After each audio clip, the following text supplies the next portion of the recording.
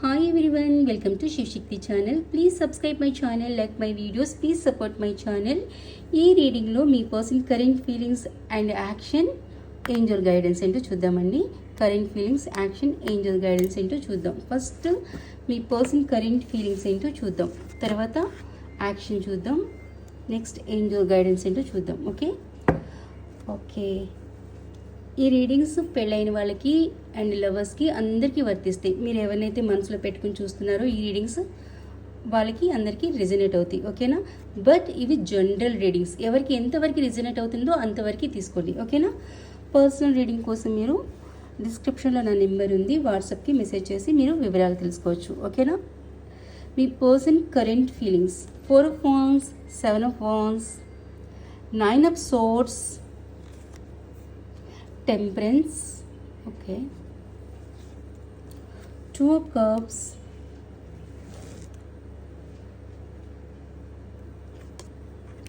6 of Cups,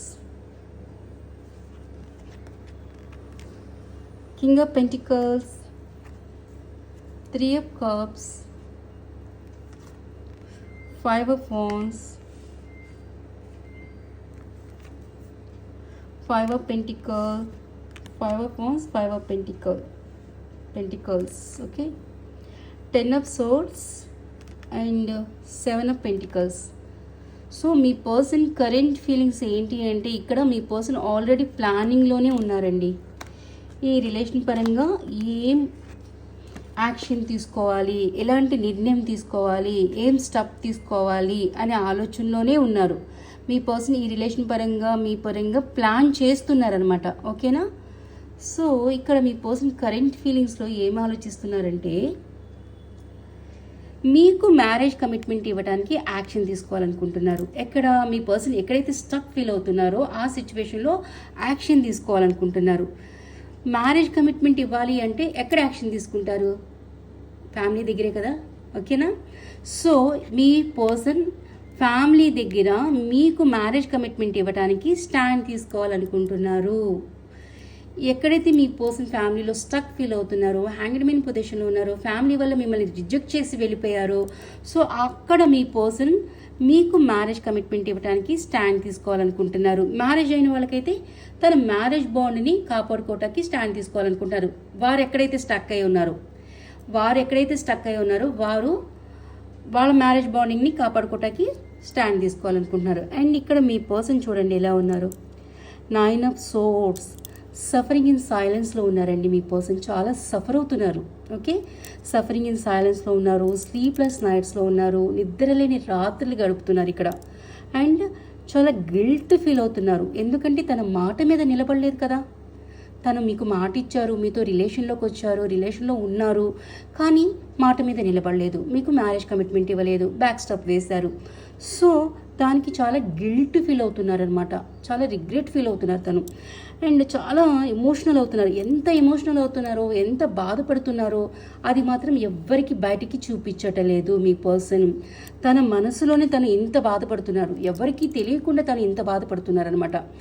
night పూట కూర్చుని తను మనసులో బాగా తలుచుకుని బాధపడటం, ఏడవటము, నిద్రలేని రాత్రులు గడపటము, చాలా సఫర్ అవ్వటము, తను చేసిన తప్పులు తలుచుకుని. సో పైకి మాత్రం ఏం బాధ లేనట్టు ఉంటున్నారు, కానీ మనసులో మాత్రం ఇంత బాధపడుతున్నారు మీ పర్సన్, ఓకేనా. ఎలాగైనా సరే ఈ రిలేషన్లో బ్యాలెన్స్ని తీసుకురావాలి అనుకుంటున్నారు. ఒకవేళ తన ఫ్యామిలీని కూడా ఒప్పించాలి, తన ఫ్యామిలీని రిలేషన్ని బ్యాలెన్స్ చేయాలి అని కూడా ప్రయత్నిస్తున్నారు మీ పర్సన్. ఎందుకంటే 2 సిచ్యువేషన్ని తను వదులుకోలేకపోతున్నారు. 2 సిచ్యువేషన్స్ తనకు కావాల్సిన వాళ్ళే. ఫ్యామిలీతో తను ఎమోషనల్ బాండింగ్ ఉంది, మీతో ఎమోషనల్ బాండింగ్ ఉంది, ఇద్దరిని ఒకరిని దూరం చేసుకోలేకపోతున్నారు. ఇద్దరు కావాలనిపిస్తుంది తనకి. ఒకరిని దూరం చేసుకోవటం తనకి చాలా కష్టంగా అనిపిస్తుంది, ఓకే. సో ఇద్దరిని బ్యాలెన్స్ చేయడానికి చాలా ప్రయత్నిస్తున్నారు తను. మీ పర్సన్ అమ్మాయి అయినా అబ్బాయి అయినా, ఓకేనా. మీ పర్సన్ ఇక్కడ ఇద్దరిని బ్యాలెన్స్ చేయడానికి తన లైఫ్లో ఇద్దరిని ఉంచుకోవాలనుకుంటున్నారు. అంటే ఒకరిని దూరం చేసేయాలి తన లైఫ్లో నుంచి అని అనుకోవట్లేదు. ఇక్కడ ఏమనుకుంటున్నారు, ఇద్దరిని బ్యాలెన్స్ చేయాలి, ఒప్పించాలి, నా ఫ్యామిలీని కూడా ఒప్పించాలి, కమిట్మెంట్ ఇవ్వడానికి ఒప్పించాలి అనే ప్లాన్ చేస్తున్నాడు, ఆలోచిస్తున్నాడు. ఇక్కడ చూడండి 2 of Cups, మీకు గివ్ అండ్ టేక్ ఇవ్వాలనుకుంటున్నారు. తన ప్రేమని, తన ఎమోషనల్స్ని, తన ఫీలింగ్స్ని మీకు ఎక్స్ప్రెస్ చేయాలనుకుంటున్నారు. మళ్ళీ తిరిగి ఈ రిలేషన్లో బ్యాలెన్స్ని తీసుకురావాలనుకుంటున్నారు. అండ్ ఇక్కడ చూడండి, మీ పర్సన్ చాలా మిస్ అవుతున్నారండి మిమ్మల్ని. చాలా చాలా మిస్ అవుతున్నారు. టూ మచ్గా మిస్ అవుతున్నారు. ఈ సపరేషన్లో తను చాలా మిస్ అవుతున్నారు. మీకు ఒక స్మాల్ గిఫ్ట్ని ప్రజెంట్ చేయాలనుకుంటున్నారు. ఓకే. అండ్ ఇక్కడ కింగ్ ఆఫ్ పెంటికల్స్, డెఫినెట్గా మీ పర్సన్ మీకు ఒక స్టెబిలిటీతో కూడిన కమిట్మెంట్ ఇవ్వాలనుకుంటున్నారు. అంటే ఒక స్టెబిలిటీతో కూడిన కమిట్మెంట్ అంటే ఎలా అంటే, మీకు ఏ లోటు లేకుండా చూసుకోవాలి. మిమ్మల్ని మ్యారేజ్ చేసుకున్న తర్వాత మీకు ఏ లోటు లేకుండా మిమ్మల్ని చూసుకోవాలి. అలా ఒక స్టెబిలిటీతో కూడిన తనకి కమిట్మెంట్ని ఇవ్వాలి అని అనుకుంటున్నారు. అండ్ ఇక్కడ చూడండి, 3 of Cups and 5 of Wands. ఇక్కడ 3 of Cups and 5 of Wands ఎవరు? Third party situation. ఈ సిచ్యువేషన్లో మీ పర్సన్ కాన్ఫ్లిక్ట్ సిచ్యువేషన్లో ఉన్నారు, ఆర్గ్యుమెంట్స్లో ఉన్నారు. ఇక్కడ ఫైటింగ్ నడుస్తుంది థర్డ్ పార్టీ సిచ్యువేషన్తో. ఇక్కడ ఫైటింగ్ చేస్తున్నారు, ఆర్గ్యుమెంట్స్ చేస్తున్నారు, ఒప్పించడానికి ట్రై చేస్తున్నారు. బట్ ఇక్కడ థర్డ్ పార్టీ అయితే యాక్సెప్ట్ చేయట్లేదు. మీ పర్సన్ ఎంత ప్రయత్నించినా కూడా ఇక్కడ థర్డ్ పార్టీ సిచ్యువేషన్ యాక్సెప్ట్ చేయట్లేదు. సో మీ పర్సన్ ఎలా ఫీల్ అవుతున్నారు? ఇక్కడ ఈ సిచ్యువేషన్లో నేను చాలా ఇన్వెస్ట్మెంట్ చేశాను. ఈ థర్డ్ పార్టీ సిచ్యువేషన్లో నేను చాలా ఇన్వెస్ట్మెంట్ చేశాను. ఇది ఫ్యామిలీ అనుకుందాం. ఇక్కడ థర్డ్ పార్టీ సిచ్యువేషన్ ఇక్కడ ఫ్యామిలీ దగ్గరే కదా స్టాండ్ తీసుకుంటున్నారు. సో ఇక్కడ ఏమంటున్నారంటే మీ పర్సన్, నేను ఫైనాన్షియల్గా ఇన్వెస్ట్మెంట్ చేశాను, ఎమోషనల్గా ఇన్వెస్ట్మెంట్ చేశాను, నా టైంని, నా ఎనర్జీని, అన్ని రకాలుగా నాకు ఫ్యామిలీకి నేను చాలా సపోర్టెడ్గా ఉన్నాను. నా ఫ్యామిలీకి నేను చాలా సపోర్టెడ్గా ఉన్నాను. అన్ని రకాలుగా నేను ఇన్వెస్ట్మెంట్ చేశాను, మంచి చేశాను, అన్నీ చేశాను.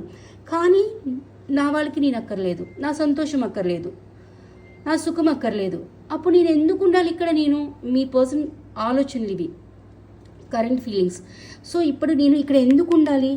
వాళ్ళకి నా సంతోషం అక్కర్లేదు, వాళ్ళకి నా హ్యాపీనెస్ అక్కర్లేదు, నా ప్రేమ అక్కర్లేదు, ఏమీ వద్దు. వాళ్ళు చెప్పిందే వినాలి, వాళ్ళే కరెక్ట్. బట్ వాళ్ళకి నా జీవితం ఏమైపోతుంది, నేనేమైపోతాను అనేది వాళ్ళకి అక్కర్లేదు. సో అలాంటప్పుడు నేను ఇక్కడ ఎందుకు ఉండాలి? సో నేను ఇక్కడి నుంచి వాక్ అవే చేయటమే కరెక్ట్. ఏ సిచ్యువేషన్లో అయితే నేను స్టక్ ఫీల్ అవుతున్నాను, ఏ సిచ్యువేషన్లో అయితే నేను కాన్ఫ్లిక్ట్ సిచ్యువేషన్లో ఉన్నాను, ఆర్గ్యుమెంట్ సిచ్యువేషన్లో ఉన్నాను, ఈ ఫియర్ ఎనర్జీలో ఉన్నాను, ఈ సిచ్యువేషన్ నేను పూర్తిగా ఎండ్ చేసేయాలి అని మీ పర్సన్ ఆలోచిస్తున్నారు. ఓకేనా? ఇది మీ పర్సన్ కరెంట్ ఫీలింగ్స్ అండి. ఓకేనా? సో ఇప్పుడు మీ పర్సన్ యాక్షన్ తీసుకుందాం. మీ పర్సన్ యాక్షన్ ఏంటో చూద్దాం.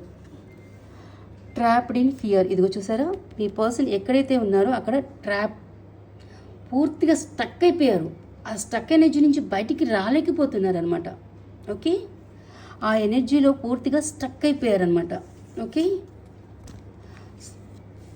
And suffering in silence. ఇందాక కూడా సఫరింగ్ ఇన్ సైలెన్స్ వచ్చింది, ఇప్పుడు కూడా వచ్చింది. సో దీన్ని బట్టి చూడండి, ఎక్కడైతే మీ పర్సన్ ట్రాప్డ్ సిచ్యువేషన్లో ఉన్నారో ఫియర్ ఎనర్జీలో కూడా ఉన్నారండి. చాలా ఫియర్ ఎనర్జీలో ఉన్నారు. ఎక్కడైతే మీ పర్సన్ స్టక్ అయిపోయారో అక్కడ చాలా ఫియర్ ఎనర్జీలో ఉన్నారు, భయపడుతున్నారు, ఆ సిచ్యువేషన్ నుంచి బయటికి రాలేకపోతున్నారు. ఓకే, చూడండి ఎంత సఫర్ అవుతున్నారో. సఫరింగ్ ఇన్ సైలెన్స్లో ఉన్నారు. ఓకే, చాలా సఫర్ అవుతున్నారు. ఈ సిచ్యువేషన్లో మీ పర్సన్ చాలా చాలా సఫర్ అవుతున్నారు. అండ్ టెంప్టేషన్, డెవిల్ ఎనర్జీ అండి.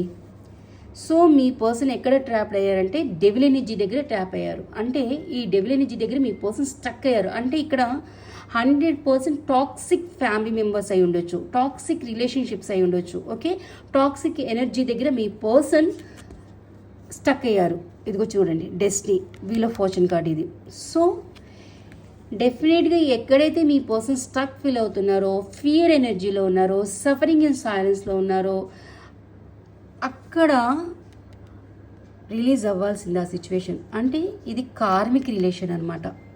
కర్మబంధంలో మీ పర్సన్ స్టక్ ఎనర్జీలో ఉన్నారు. అక్కడ మీ పర్సన్ హ్యాంగ్డ్ మ్యాన్ పొజిషన్లో ఉన్నారు, చాలా బర్డెన్ ఫీల్ అవుతున్నారు అండ్ ఫియర్ ఎనర్జీలో ఉన్నారనమాట. ఆ సిచ్యువేషన్ నుంచి బయటికి రావాలనుకుంటున్నారు కానీ రాలేకపోతున్నారు అనమాట. అక్కడ కర్మ అనేది ఉంది తనకి.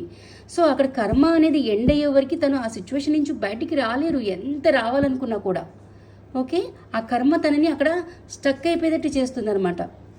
సో డెఫినెట్గా ఈ కర్మ ఎనర్జీని డెఫినెట్గా రిలీజ్ చేస్తారు. రిలీజ్ అవుతుంది. ఎక్కడైతే మీ పర్సన్ కర్మ ఫేస్ చేస్తున్నారో ఆ కర్మ అనేది డెఫినెట్గా రిలీజ్ అవుతుంది. ఓకేనా. అండ్ 8 ఆఫ్ వాండ్స్ కార్డ్ అండి. ఇది డెఫినెట్గా మీ పర్సన్ మీకు కాల్ కానీ మెసేజ్ కానీ చేయాలనుకుంటున్నారండి. డెఫినెట్గా మీ పర్సన్ నుంచి మీకు కాల్ కానీ మెసేజ్ కానీ వస్తుంది. ఓకేనా. సక్సెస్, ఈ రిలేషన్లో డెఫినెట్గా సక్సెస్ని తీసుకురావాలనుకుంటున్నారు మీ పర్సన్. ఓకే, మీకు ఒక క్లారిటీ ఇవ్వాలనుకుంటున్నారు. ఈ రిలేషన్లో సక్సెస్ని తీసుకురావాలనుకుంటున్నారు. And prosperities begins. సో ఈ రిలేషన్లో మీకు ఒక ప్రాపర్ కమిట్మెంట్ ఇవ్వాలనుకుంటున్నారు. ఏస్ ఆఫ్ పెంటికల్ అనమాట. ఒక ప్రాపర్ కమిట్మెంట్ని, ఒక ప్రాపర్ స్టెబిలిటీని డెఫినెట్గా ఇవ్వాలనుకుంటున్నారు. ఈ రిలేషన్లో మీ పర్సన్ మిమ్మల్ని చాలా మిస్ అవుతున్నారు. మీకోసం మ్యారేజ్ కమిట్మెంట్ ఇవ్వాలని స్టాండ్ తీసుకోవాలనుకుంటున్నారు. అండ్ చాలా సఫర్ అవుతున్నారు. ఎక్కడైతే స్టక్ అయి ఉన్నారో ఆ సిచ్యువేషన్ డెఫినెట్గా అక్కడ కర్మ అనుభవిస్తున్నారు. ఆ కర్మ ఎనర్జీ డెఫినెట్గా రిలీజ్ అవుతుంది. కాకపోతే కొంచెం టైం పడుతుంది. అక్కడ కర్మ అనేది, ఇద్దరి మధ్యలో ఉన్న కర్మ అనేది ఎండ్ అయిపోవాలి. ఓకే, ఇక్కడ 8 ఆఫ్ వాండ్స్ అయితే ఏం చెప్తుందంటే మీకు డెఫినెట్గా మీ పర్సన్ నుంచి కాల్ కానీ మెసేజ్ కానీ వస్తుంది. ఈ రిలేషన్లో సక్సెస్ని మీ పర్సన్ తీసుకొస్తారు. అండ్ మీకు ప్రాపర్ కమిట్మెంట్ని డెఫినెట్గా ఇస్తారు. ఓకేనా. ఇది మీ పర్సన్ యాక్షన్. ఓకేనా. ఇక్కడ 9 ఎనర్జీ చూపిస్తుంది కాబట్టి మీ పర్సన్ నుంచి 9 అవర్స్లో కానీ 9 డేస్లో కానీ అండ్ 9 వీక్స్లో కానీ మీ పర్సన్ నుంచి కాల్ కానీ మెసేజ్ కానీ కమ్యూనికేషన్స్ కానీ డెఫినెట్గా వస్తాయండి. ఓకేనా. అండ్ మీకు ఏంజల్స్ గైడెన్స్ ఏమిస్తున్నారో చూద్దామండి. ఓకేనా. Perfect timing. ఓకే, ఇంకా మీ రిలేషన్ పరంగా పర్ఫెక్ట్ టైమింగ్ అనేది రావాలి. ఎప్పుడైతే మీ రిలేషన్ పరంగా పర్ఫెక్ట్ టైమింగ్ అనేది వస్తుందో అప్పుడు డెఫినెట్గా మీ పర్సన్ మీకోసం యాక్షన్ తీసుకుంటారు. ఓకేనా. And with in the next few మంత్స్లో డెఫినెట్గా మీ రిలేషన్లో పర్ఫెక్ట్ టైం అనేది వస్తుందండి. ఎప్పుడైతే ఈ with in the next few months అంటే నెక్స్ట్ ఫ్యూ మంత్స్లో ఈ పర్ఫెక్ట్ టైం వస్తుందో ఆ టైంలో మీ రిలేషన్లో డెఫినెట్గా రీయూనియన్ అనేది జరుగుతుంది. Ask your angels. మీ మనసులో ఏదైనా కోరిక ఉందా, ఏదైనా డౌట్ ఉందా, రిలేషన్ పరంగా కానీ మీ పర్సన్ పరంగా కానీ ఎనీ డౌట్ ఉంటే ఆ డౌట్ని మీరు ఏంజల్స్ని అడగండి. ఓకేనా. ఆ ఏంజల్స్ని అడగటం వల్ల ఆ ఏంజల్స్ మేము క్లియర్ చేస్తారనమాట. మీ డౌట్ని క్లియర్ చేస్తారు. ఓకేనా.